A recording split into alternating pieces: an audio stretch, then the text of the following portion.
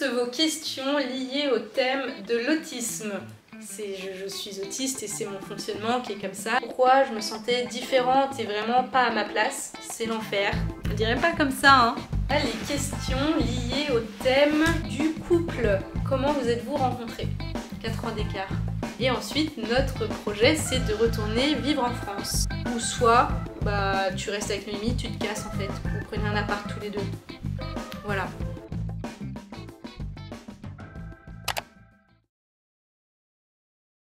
Maintenant, toutes vos questions liées au thème de l'autisme. Alors, que ce soit en fonction de mon diagnostic, mon quotidien et tous mes conseils. Il faut savoir que j'ai fait déjà 2 vidéos complètes où je parle de l'autisme, du syndrome d'Asperger et de mon diagnostic. Donc n'hésitez pas à aller voir ces vidéos-là. Là, je réponds juste aux questions que vous m'avez posées. La première question. Le diagnostic sert-il à quelque chose, reconnaissance handicapée ou autre? Il faut savoir que le diagnostic autistique, moi je l'ai fait dans la démarche où vraiment je me sentais vraiment pas bien du tout. Je comprenais plus le sens de ma vie, j'étais perdue, je sentais un mal-être au plus profond de moi et je ne comprenais pas. Et en fait ce diagnostic autistique, où du coup j'étais diagnostiquée autiste avec le syndrome d'Asperger, il m'a juste expliqué en fait mon mal-être. Il m'a pas donné une raison, mais ça m'a un peu mis une étiquette et ça m'a fait comprendre pourquoi je me sentais comme ça, pourquoi je me sentais différente et vraiment pas à ma place. Et en fait c'est ce diagnostic qui m'a vraiment aidée à comprendre qui j'étais, pourquoi je fonctionnais comme ça et pourquoi là ça n'allait pas, pour tout mettre en place et pour que ça aille mieux. Et du coup ça m'a vraiment aidée à sortir de ma dépression à l'époque et à mieux comprendre mon fonctionnement pour m'adapter au quotidien et faire en sorte que tout aille mieux, ce qui est le cas maintenant, à 29 ans. Reconnaissance handicapée ou autre. Donc du coup j'ai eu mon diagnostic, c'était en 2017. Suite aux réponses de ton diagnostic, tu peux ensuite entamer toutes les démarches administratives pour te faire reconnaître en tant qu'adulte handicapé. Et à l'époque, je n'ai pas du tout osé faire ces démarches administratives parce que j'avais seulement 22 ans. Et voilà, je me suis dit peut-être que je vais refaire des études, peut-être que ça va vraiment être handicapant d'avoir ce statut-là si je veux faire des petits boulots à droite à gauche quand ça ira mieux. Donc je n'avais jamais fait la démarche administrative. J'avais mon diagnostic mais personne n'était au courant. Voilà, clairement. Et en fait c'est seulement l'année dernière où j'en ai beaucoup parlé avec Louis, avec ma famille, tout ça, et on s'est dit que ça pouvait être une bonne chose de faire les démarches administratives pour me faire reconnaître en tant qu'adulte handicapé. Tu peux toucher des aides, ça s'appelle la AAH, qui est l'allocation adulte handicapé, qui est mise en place par la CAF, Caisse Allocation Familiale. Et en gros tu as une aide mensuel, parce que voilà, ils partent du principe, ce qui est vrai, t'es adulte handicapé, c'est difficile pour toi de travailler, d'être un salarié, de payer tes loyers, tout ça. En fonction de ta vie, en fonction de ce que tu fais, de tes revenus, tu as une aide mensuelle en tant qu'adulte handicapé. Voilà, donc c'est pas des aides qui... Alors ils te donnent pas 10 000 € par mois, mais... Alors moi pour le moment je n'y ai pas le droit parce que je suis au Portugal. Je comprends pas trop parce que je suis autant autiste en France qu'au Portugal, mais c'est pas grave. Ça m'aidera on va dire financièrement plus tard quand je rentrerai en France. Alors, est-ce que ton autisme a créé des troubles du comportement alimentaire? Je me suis jamais posé la question, donc je pense que la réponse est non. Juste aux périodes où j'étais en dépression, où je mangeais beaucoup sans me dépenser, donc j'étais devenue un petit peu pas bouboule, parce que j'ai de la marge, je le sais. J'étais un peu obsédée par la nourriture. Là je sais que ça me le fait un petit peu de temps en temps, mais je sais que c'est lié aux hormones et pas du tout à l'autisme. Donc non, j'ai de la chance de n'avoir jamais eu de troubles alimentaires. Et je pense que ça c'est aussi lié du fait que mon papa soit cuisinier et que du coup la nourriture, la cuisine, ça a toujours été quelque chose d'important pour nous. D'autant plus avec la naturopathie. Tout ce qui est nutrition, tout ça, ça m'a beaucoup intéressée et du coup voilà, c'est vrai que je fais attention à ce que je mange tout en me faisant plaisir. Cette question, je l'aime bien. Comment gères-tu les petits bruits insupportables? Ça, je pense, ça doit être une question posée par un autiste lui-même. Alors, les petits bruits insupportables, je les gère pas, je les subis. Sympa. Sympa. Relou, hein.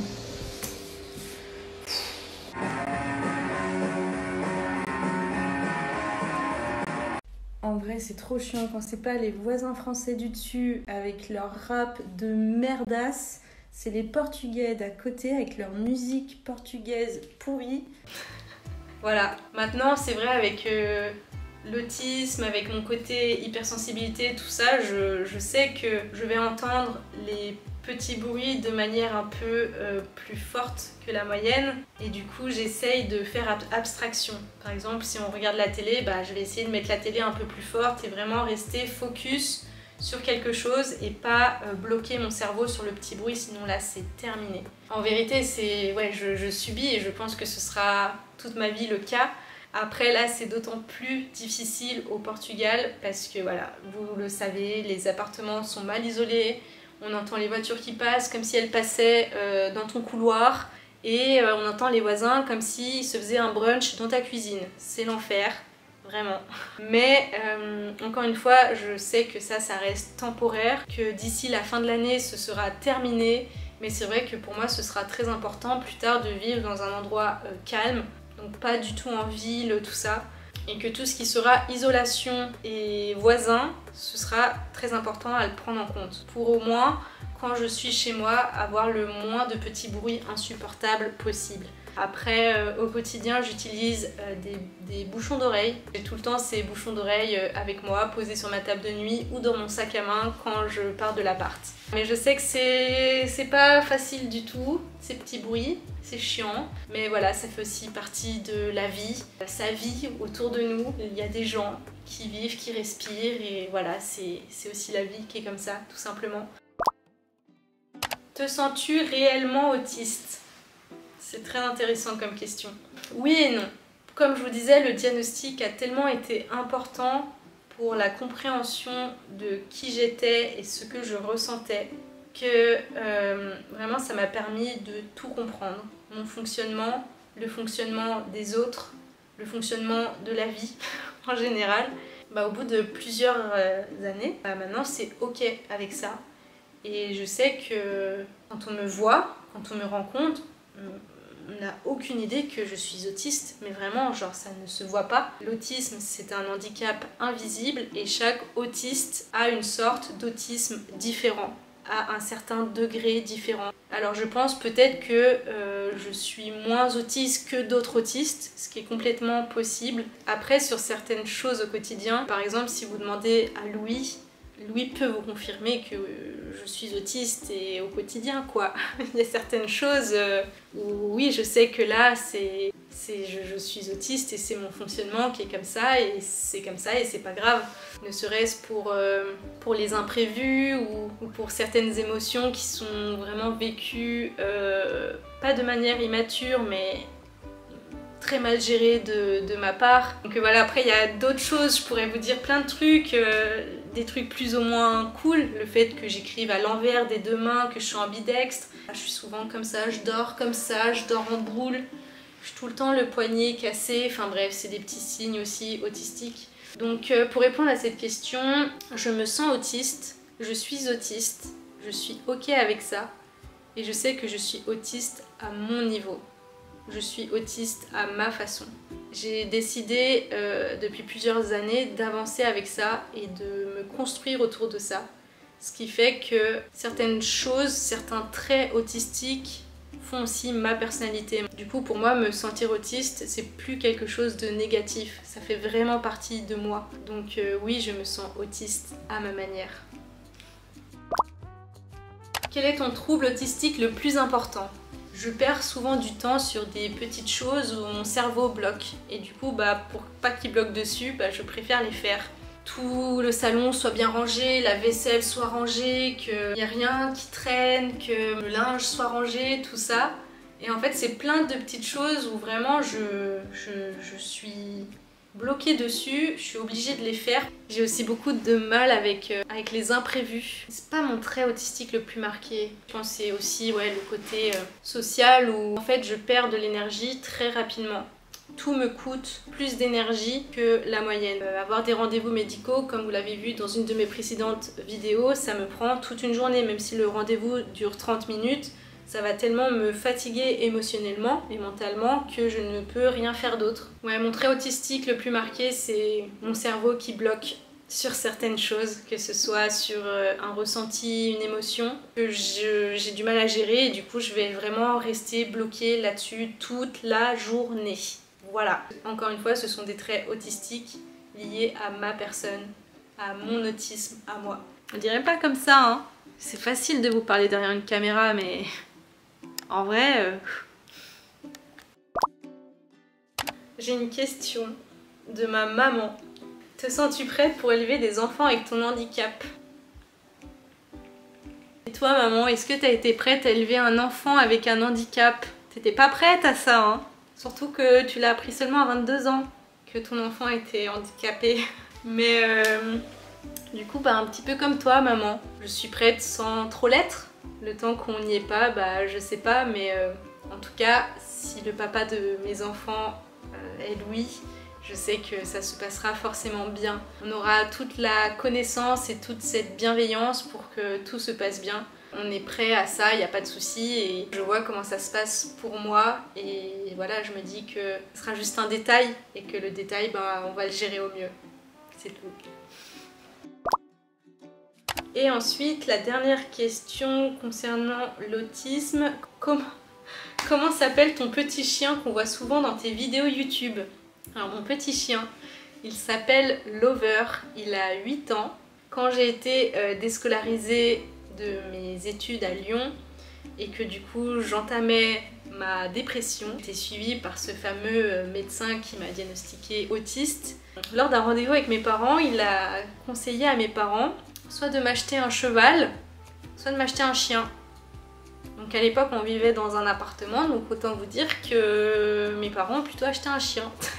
Et en fait, donc au début, mes parents n'en voulaient pas forcément, mais avec la dépression, tout ça, tous les moments où je restais seule à la maison, où vraiment il y a eu un renfermement. Pour le médecin, c'était important en fait que j'ai une présence quotidienne et surtout que j'ai quelque chose à m'occuper, une vie humaine dont je dois m'occuper. Et du coup, voilà, mes parents se sont renseignés. Ma maman, elle voulait quand même un petit chien depuis pas mal de temps et voilà, ils ont trouvé Lover dans un élevage au-dessus d'Évian.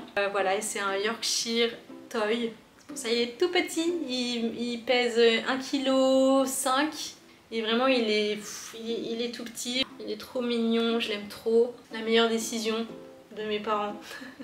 Merci à ce docteur, vraiment.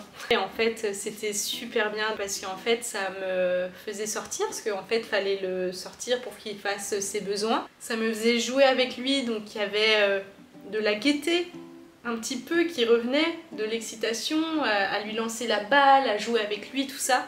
Puis voilà, mes parents, même si j'étais en dépression, ils devaient aller travailler et en fait je passais mes journées avec le chien à la maison.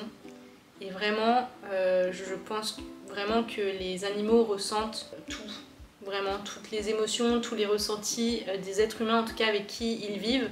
Et là, le chien, je pense qu'il ressentait un peu mon malaise, mon mal-être. C'est un chien thérapeutique, mais vraiment, on passait nos journées ensemble, tous les jours, collés. Dès que ça allait mieux, j'ai commencé un petit peu à partir, à faire des saisons, à partir à Chamonix, voir des copains, faire un peu ma vie, donc j'étais un peu moins souvent à la maison. Enfin, c'est vraiment devenu le chien de ma maman en fait. Plus que mon père, le chien de ma mère. C'est comme ça, on sait pas pourquoi, ma mère c'est sa mère, il a choisi aussi comme ça. Donc voilà, le petit Lover qui est vraiment très important pour nous. Et voilà, je suis trop contente à chaque fois que je retourne chez mes parents de le retrouver. Je l'aime vraiment trop. Alors maintenant on a les questions liées au thème du couple. Donc notre rencontre avec Louis, notre quotidien et nos projets. Alors la première question qui revient le plus, c'est comment vous êtes-vous rencontrés? On s'est rencontrés il y a 2 ans et demi. C'était avant que je commence ma première saison à l'UCPA des Contamines. Je suis allée voir une copine qui travaille dans un autre UCPA, à l'UCPA de Serre-Chevalier. Du coup, elle m'avait proposé de venir la voir avant de commencer ma saison et elle m'avait dit « Tu verras, il y a un petit jeune qui va bien te plaire, qui est bon délire, surf, skate et tout. Je suis sûre qu'il va trop te plaire, machin. » Sauf que moi, vu que j'avais commencé ma saison dans un autre département, bah voilà, je n'étais pas forcément intéressée par ce qu'elle me disait. Bref, j'étais surtout venue la voir pour la voir elle. Et sauf que bah Bérénice, elle avait raison quoi. Alors on savait qu'on avait chacun notre saison de notre côté. Donc au début, on se disait bon bah voilà, c'est juste comme ça et puis on fait notre été et puis on verra bien. Sauf que bah pas du tout. Dès le début de ma saison, dès que j'étais en congé, je faisais 3 heures de voiture pour aller à Serre-Chevalier pour venir le voir et voilà, de semaine en semaine, on a beaucoup discuté. Il me disait qu'il était étudiant au Portugal. Je lui disais étudiant, Portugal, c'est compliqué là quand même. Et puis en fait, en parlant de plus en plus, puis même en se voyant, en partageant de plus en plus de choses, je savais qu'il fallait aller plus loin, qu'il fallait que ça continue après notre été et que même s'il repartait au Portugal en septembre pour continuer ses études, moi en fait je n'avais rien en France qui me retenait de rester et de ne pas partir le rejoindre quand je voulais au Portugal. C'est ce que j'ai fait dès le mois de septembre où je suis partie le rejoindre, donc je restais une semaine ou deux, puis après je revenais chez mes parents en France. Puis en fait on voulait de plus en plus se voir, donc je restais de plus en plus longtemps au Portugal et de moins en moins longtemps chez mes parents, et puis voilà, on était bien ensemble et puis notre couple s'est construit là-dessus en fait. Depuis combien de temps vous êtes ensemble? Et bah là ça a fait 2 ans fin juillet, voilà, c'est trop cool. La différence d'âge ne dérange pas. Comment ça, la différence d'âge? Ouais, il a 25 ans, j'en ai 29, 4 ans d'écart. Ouais. Je pense que ça se voit pas, hein, encore une fois. Au début, moi, le fait qu'ils soient encore étudiants et tout, alors que moi, j'étais un peu dans la vie active avec mes saisons, création d'entreprise, tout ça, j'étais un peu en mode, waouh, un peu compliqué. Mais en fait... Enfin voilà, c'est une personne très mature et de toute manière l'âge c'est pas ce qui compte. L'âge c'est juste un chiffre et vraiment nos personnalités, notre vision de la vie et tous les projets qu'on a ensemble, l'âge vraiment ça compte pas. Donc franchement la différence d'âge, non, ça ne dérange pas. Quels sont vos projets avec Louis après la fin de ses études? Donc là, Louis a fait ses études au Portugal, ses études de dentaire. Là, c'est sa dernière année, sa 5e année. Il finit dans le mois de juillet, donc en juillet 2024. Et ensuite, notre projet, c'est de retourner vivre en France et de vraiment s'installer pour de bon. Parce que là, certes, on habite dans notre appartement, à côté de la fac de Louis, tout ça, mais on sait que c'est éphémère, qu'on va pas s'établir ici. Donc on a quand même hâte de vraiment pouvoir s'installer, d'acheter nos meubles, de s'installer, d'avoir nos copains, de voir notre famille un peu plus régulièrement et de voilà, Louis commencer à exercer en tant que dentiste et moi continuer ma vie de créatrice de contenu et naturopathe. Donc voilà, comme je vous ai dit, je pense que ce sera en Bretagne pour voilà, vivre proche de l'océan, continuer à surfer, faire du skate. Pourquoi? Ah ouais, ça c'est suite à plusieurs vidéos YouTube où je vous dis que c'est un petit peu difficile au Portugal parce qu'on n'a pas trop d'amis, nanani nanana. Et là du coup j'ai eu une question, pourquoi vous n'avez pas d'amis au Portugal? Pour vous en dire un petit peu quand même, quand j'ai rencontré Louis, il était en colocation avec 2 amis français à lui. Et en fait, comme je vous disais, on a décidé de se mettre en couple, que je vienne quand même plus ou moins régulièrement. Du coup, moi, je me suis liée d'amitié aussi avec ces 2 colocs garçons qui étaient des mecs super chill, super sympas. On allait surfer ensemble, on se faisait des bouffes ensemble, enfin vraiment trop bien. Et plusieurs fois on leur a demandé si le fait que je sois là ça dérange ou pas. Je payais les factures avec eux et tout. On a même racheté un canapé pour le salon, tous les 4. Enfin bref, je comprends toujours pas ce qui s'est passé. Et en fait en septembre dernier, donc moi je suis revenue au Portugal dès la rentrée scolaire avec Louis. Et en fait là deux mecs ont dit à Louis, bah non, en fait, c'est pas possible. Soit tu veux rester en coloc ici, mais du coup, Noémie, elle vient un peu moins. Ou soit, bah, tu restes avec Noémie, tu te casses en fait. Vous prenez un appart tous les deux. Du coup, on était en mode waouh. Et en fait, on n'a pas trop compris ce qui s'est passé. C'était assez violent et puis il fallait réagir très rapidement. Louis, il l'a très mal vécu. Je vais vraiment pas m'attarder plus que ça là-dessus. Mais voilà, fallait qu'on parte et très vite. Et en fait, voilà, une très grosse déception pour Louis. Moi aussi, parce que je pensais que c'était des amis, vraiment, mais apparemment pas du tout. On n'est plus en contact avec eux, on va plus aux soirées étudiants. Là, Louis est carrément maintenant dans une classe uniquement de portugais et ça se passe plutôt bien. Ils sont un peu plus jeunes, parce qu'au Portugal, tu commences les études un peu plus jeunes. Ce sont des personnes beaucoup plus bienveillantes. Et voilà, ça a permis en plus à Louis de pratiquer un peu plus son portugais, donc c'est d'autant mieux pour lui. Donc c'est le principal. Après, heureusement qu'on s'entend bien avec Louis et que tout se passe bien dans notre couple. Parce que c'est vrai que je passe des semaines entières où vraiment la seule personne que je vois, c'est Louis. Mais voilà, c'est pas grave, c'est comme ça pour le moment et on sait aussi que ça c'est éphémère et que plus tard ça pourra être que mieux. Bon les gars, j'espère que cette deuxième partie de ma FAQ vous a plu. Mais il faut savoir que j'ai encore pas pu tout mettre. Il reste encore une partie. Mais vraiment avec tout ce qui est les questions sur YouTube, le sport, les voyages que j'ai fait, tout ça. Donc, tout simplement, il y aura une partie 3. Alors, pas tout de suite, parce que je vous avoue que faire des vlogs, ça me manque beaucoup. Donc, on se retrouve un petit peu plus tard pour la partie 3. En attendant, les gars, prenez soin de vous. Bisous.